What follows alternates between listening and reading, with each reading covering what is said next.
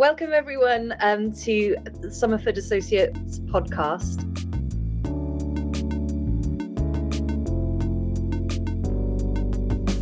We're doing a series in this podcast where I'm interviewing clients in the real world of information security, cybersecurity, and also in the DevOps side. But today we're thinking more into information security. And we're talking about, what they're working, what their trends are, what it's like in the industry. And they just happen to be women, the people I'm interviewing. And why I want to platform more women here so people can see that there are people like us in this field. So today, I've invited Shabnam Garg to chat to me. We'll go through why she wants to be here, what is cybersecurity / info security, what one does if you are here, and an example of a career path is obviously her career path. So we'll talk through that. It's a really interesting listen, actually, from my point of view. And basically then, if you are new to or not in the industry, we will end with some parting thoughts of what Shabnam suggests you do and what you think about before you come over. So, welcome, Shabnam. Hi, Anne. Thank you for inviting me to your podcast. That's all right. You're most welcome. We've had some great times working together, some successful projects. So I'm really pleased to get you on the record button to speak to you slower time about you. Yes, so I think very much like yourself, and I am really, really passionate about what I do. And I'm also very passionate about women in information security in general. So the reason I'm here today is as an InfoSec professional, I'm passionate about it. I've been in the industry for about 12 years, and I always find that we are underrepresented in the area. As a leader, I'm absolutely energized, and I want to inspire young women to take up InfoSec as a career. Yeah. And then, like I said, as a woman in InfoSec, I think we need to increase female representation and contribution at every different stage within information security. I think our industry could do with more women just because we want to make it a better place. We want to benefit by creating a right environment, and we want to always challenge the status quo. So that's kind of why I'm here today talking to you. Even if one person can be inspired by our podcast, we've kind of won the day. Yeah, that's our mission. No, it's a good mission as well. And what would you say is cool about information security? Well, apart from a lot of films showing really cool people breaking into different systems, and anyways, I wouldn't go there. But I really don't want people to start hacking banks or things like that. But I think information security is cool because we come into the office every day or into our virtual office every day. We're kind of the backbone of our organization. We protect people, we protect data, we protect systems. And if we do our job right, people wouldn't even hear about us. However, we're a really, really important part of our organization. Yeah. And I think, so in a body analogy, if your back's working well, you don't even notice it's there. And then as soon as you get an injury or something, you're like, oh, you need it all the time. Same with information security. Exactly. So, and I also think as women, we're just natural leaders. I know they always talk about women are really good at multitasking. I'm very good at doing one thing at a time. But yes, I can plan ahead and I can prioritize. So I feel that is an extra element that women can absolutely bring into the chaos of information security. It is, however, an organized chaos. So I think that's partly why it's cool as well, because no 2 days are the same. Depends on who's posting through the letterbox, really. Sometimes it's reactive. Sometimes we can plan for it. But I think overall, we do absolutely protect people, data, systems, organizations, so that they can do better. Yeah. So it's almost like that stereotypical caring role, just in IT in a way. The other thing, when you said that, when women are typically good leaders, when you mentioned that, I just thought, well, stereotypically women are also good empathizers, and you almost have to think like a hacker. Imagine you're someone else to be a good security person as well. Yeah, I mean that's kind of an important trait, because I think basically we solve problems, the problems that haven't been solved before. There are newer problems each day.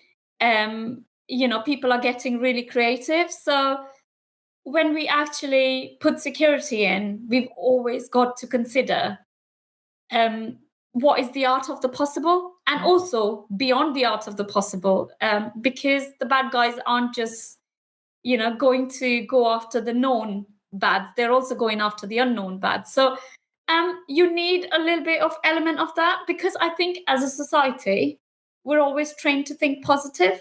And I feel like cybersecurity is always seen as a blocker, because we're always thinking about what is the art of the possible, and what could possibly go wrong. And I think we have to use, they always say there's like God and demon both inside us. I think we got to use both that powers really well, being in the cybersecurity industry. And I think that's what makes it even cool. Yes. Yeah, I mean, we just get the best of what's within us, really. I love it. You really do have a lot of passion for this. So let's demystify InfoSec for a second. What's the definition of what it's? Yeah, so just to really, really simplify it, and I'm sorry if I'm teaching someone to suck eggs, but the basic principles of cybersecurity are, we call it the CIA triad, which is confidentiality, integrity, and availability. Okay. And confidentiality is all about people should have access to any information on a need to know basis only, and on a least privileged principle. So access should be granted when it's required, to how much is required, really. No more, no less is kind of where that principle lies. Integrity is all about data should be right, in the right format. It should be free from tampering, and it should be trustworthy. Something that was right yesterday or day before, if it's not right today and tomorrow, then it loses that integrity. The third one is availability. I think people often link security very well with confidentiality. But people also, I think sometimes people forget, we also want information to be available to the right people at the right time for the right reasons. Otherwise we'd be shutting the internet down. Yeah. Again, it's not very good, is it? It's not really enabling the business. So that's a good point. So actually, to be super confidential, you'd probably just ask people to come and look at something on a piece of paper. So obviously there's a flip of that coin, and that's the availability side. Yeah. Okay. Oh, that makes sense. And versus cybersecurity, I think people use them interchangeably, and like they're a branding thing. So I did a quick Google, and Security Scorecard, which is one of our partners actually, because they're quite good at looking at all of the different companies and how secure they are. They give them a little score. Anyway, they did say there was a difference, but when I read it, it wasn't that clear as to what the difference is. So let's just say it's interchangeable for now, because it seems like the same people will be doing those roles in most companies. And I just think the word cyber just sounds more cool. I don't know. It's probably an Americanized way of saying information security. I mean, personally, I'm not aware of any real difference. I think it's very academic here, because it's saying like cybersecurity professionals take on an active role in protecting servers and blah, blah, blah, blah. Information security is ensuring data in any form is secured beyond the cyberspace. It sounds like we're wedging a definition on something that it's going to be the same people doing it anyway. Yeah. Talking about people in InfoSec then, so what kind of career paths can you get? And this is just me being really broad here, and so it's not gospel, but I think you could mainly divide it into two pillars, and kind of put it into governance, risk, compliance, and assurance as one. And then the second one would be security operations, vulnerability threat management, engineering as well. The reason I put it that way is one could be very consultative. It's looking at the risk, it's looking at policy, it's words on a piece of paper as well. So it's not different to any other policies, but they're quite specific to information security. Yeah, cool. Exactly. So it's kind of that's part of why I've put it as one pillar. And I think the second one is about security operations center, which it could be consisting of incident management, vulnerability management, and also security engineers who are very much going into systems, configuring those policy aspects into tech speak, into a particular tool, enabling security through that tool set. So I kind of feel like these are two different mindsets. One is actually hands-on configuring and doing stuff through tools and enabling it through tech, whereas the other one is about it's also got people's hearts and minds piece, and it's a little bit more people facing and stakeholder facing. It doesn't have to be that way, but it's just a mindset is why I've kind of put it as two different pillars like that, but different organizations would structure it slightly differently. Yeah, that would make sense. No, it makes a lot of sense. And even if the roles combine, that's the two sides of the type of work that one can do. Which side are you on, Shabnam? I think I've kind of done different roles. I haven't really been in a SOC myself previously, but with my current role, I enable a lot of tool sets. And I've been doing that for the past 3 years. And before that, I was very much into governance, risk, assurance, stakeholder management as well. But I kind of feel like I've really, really enjoyed the engineering aspects of cybersecurity. Yeah. And again, this is very much my personal view that the more we play with tech, the more engineering kind of enables security. And I kind of go, you can't separate the two. They have to go hand in hand very much, because whatever policies and risks you face should be able to be, translated through tech tools and make it easier for people to apply.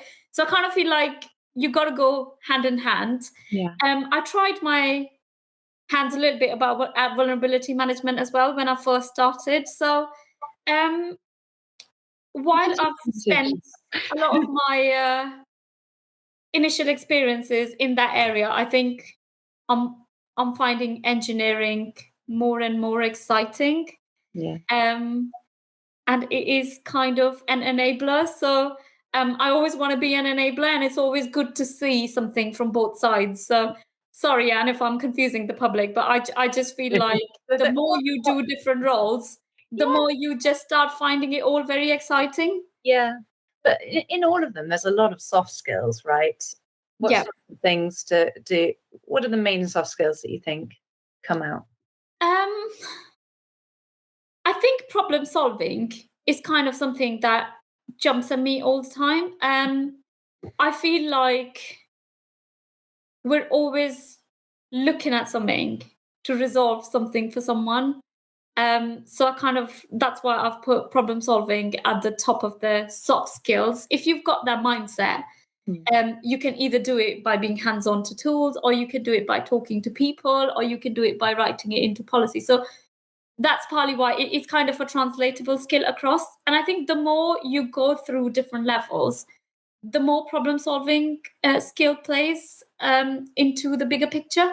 because you're forever solving the problem for the business as well. So I kind of feel like that's quite an important aspect. I've talked a little bit about engineering. Yeah. I think the future of tech is moving a lot towards engineering. So that's part, and enabling things through tech, making it easy for the end user. Stakeholder skills kind of play a big picture, because we can sit and do something, but if we can't explain to the user how it impacts them, what they can do to enable themselves and the organization, then that just becomes a little bit more complex. So I do also feel like stakeholder management at all level is kind of a skill that is quite useful in cybersecurity. I think I've mentioned this before, thinking like the hackers, because it's all well and good for the things that you know, but they're really creative, and they're going to find new ways of getting in. And I think the more creative people can be in the security environment, the more they will be able to translate that creativity into work every day. We need some art students and stuff like that, don't we? Just some people who can really just actually, well, I think everyone has it inside and they just need to grow it a little bit. Just that kind of really thinking outside. If I was in this situation, how would I get around it? Quite a creative problem solving sort of thing, isn't it? Yeah, I mean, in that scenario, if I take art and I say, we're talking about information security, all you have to do is draw the data parts or information security path. And there you go, your risk will start presenting. At least that's the approach that I followed when I first started. Yeah. You follow the data, and then you've got a picture that you can create. And then you can, out of that picture, you kind of go, this and that looks like the worst points. Maybe I've got a protector there, but that's kind of a thinking pattern that I've followed quite a bit. Yeah. So let's whistle stop through your career then, Shabnam. How did you start, and where do you want to go next? So if I backtrack about 12 years, I suppose, that's when I started working in information security. So I think back when I was studying, and I'm really geeky, I loved studying. And I can't tell you why, but the whole point of reading and learning about something, I think that kind of always excited me. And having an Indian background as well, I think we like to study. Sorry, I don't mean to exclude anyone, but I think that's kind of a thing that everybody does. And we love to say loads of exams, and we've got like lots of different levels of education. So I think when I was picking a field that I wanted to go into, after till 10th, we do all the subjects. In when I was taking a specialization, I did really well in physics, chemistry, maths, computers. So I kind of took it as I want to play to my strengths. Yeah.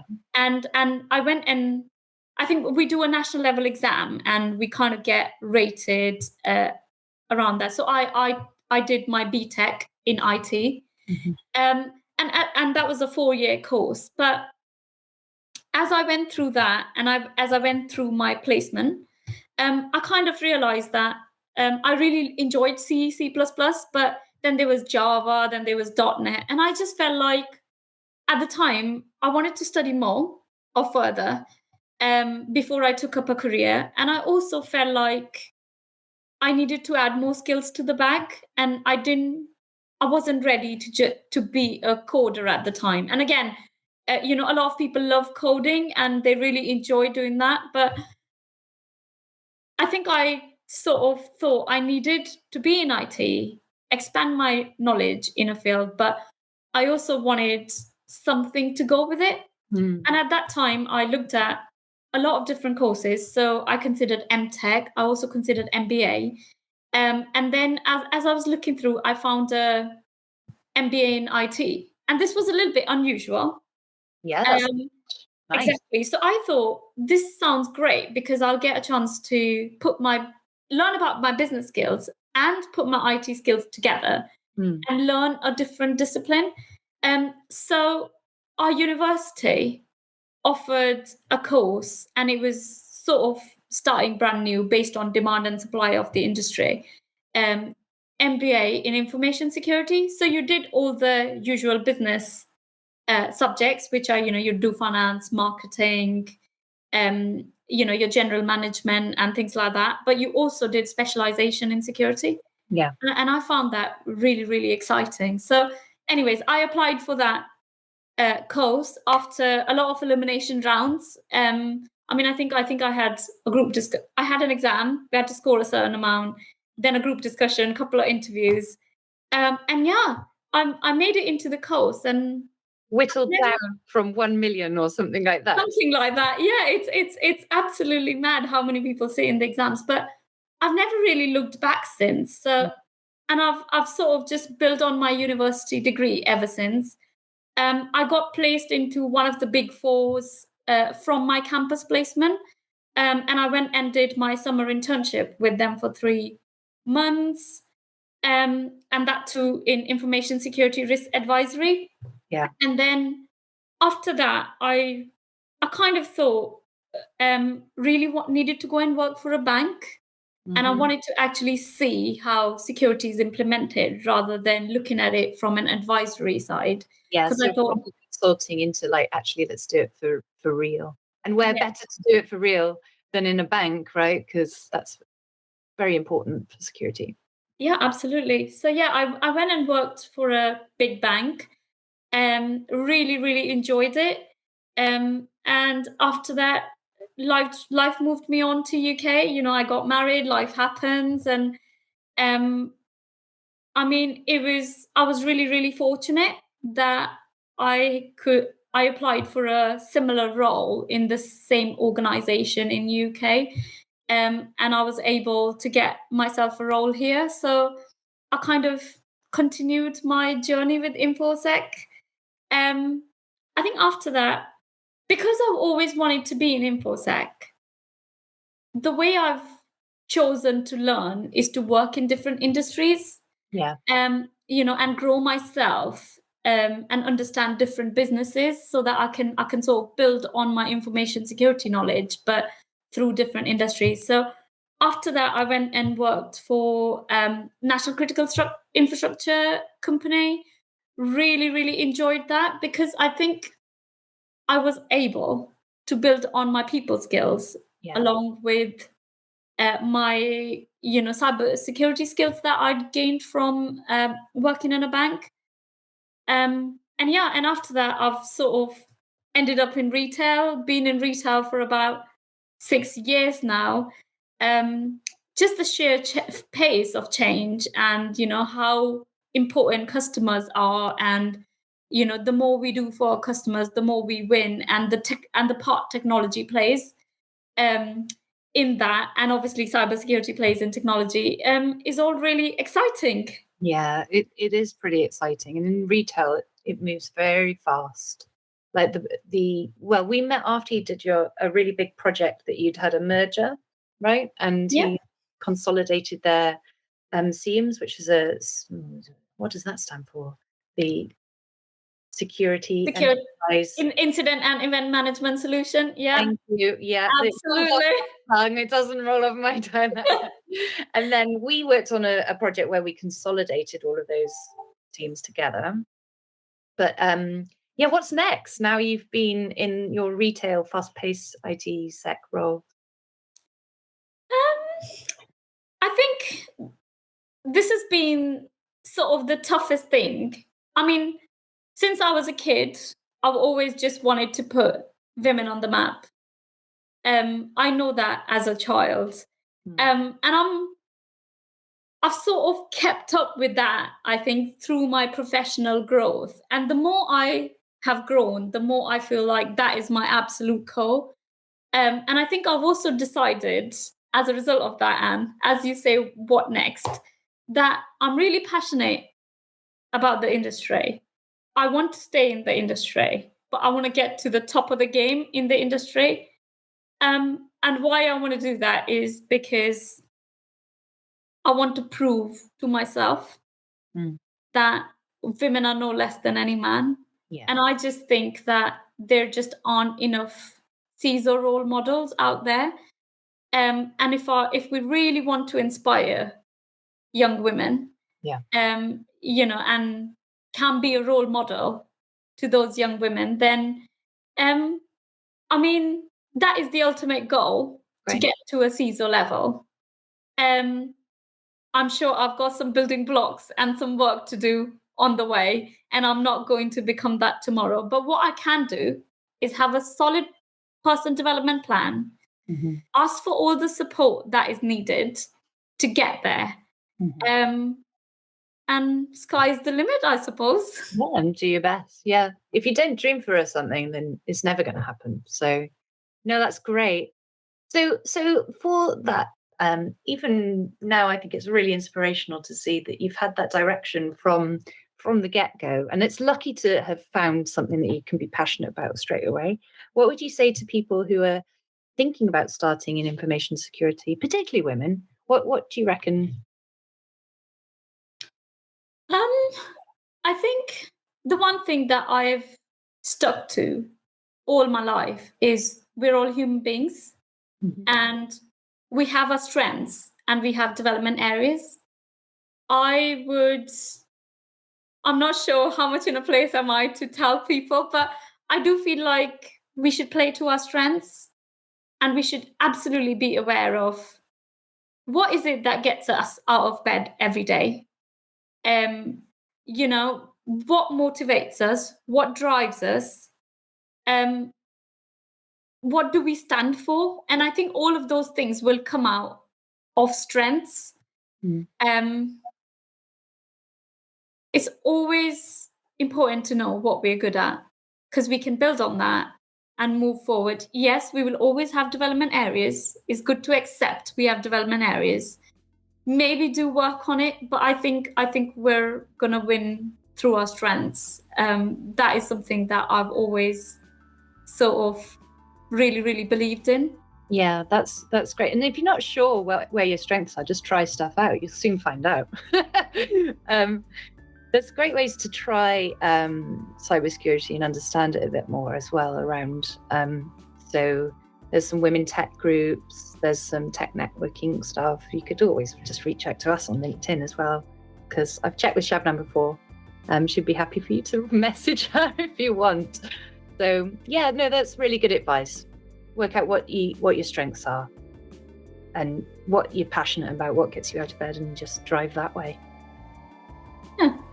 And I have one more principle, Anne. What's that? I always go, whatever you do, don't ever forget your roots.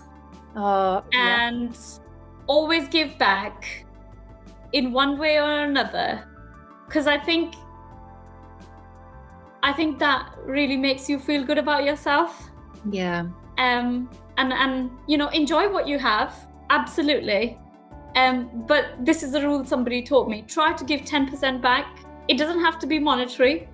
I don't know how that 10% came about, but I've sort of stuck to the fact that we should always give back in some way, shape, or form. Maybe through a team we have, maybe through, to the environment, to the universe, in some way, shape, or form. Just when we get to our goals or on the way to our goals, we should always be grateful and learn to give back. Yeah. Oh, that's a great way to end the podcast as well, though, Shabnam, because this, in a way, is a bit of giving back from your point of view as well. Just if there's someone starting out on their journey, try information security. Absolutely. It's a great profession to be in. Brilliant.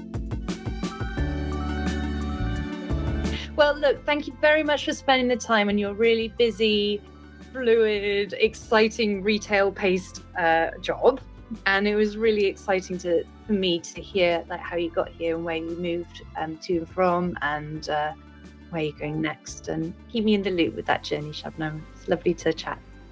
Absolutely, Anne. You're absolutely part of my journey ever since we started working together. Yeah, we've partnership. I would kind of say you should post your own journey. Oh, it is absolutely been a pleasure to work with you. Thank you. Thank you. We're not very good at taking praise, but I'll take that. Thank you very much. Cheers, Shabnam.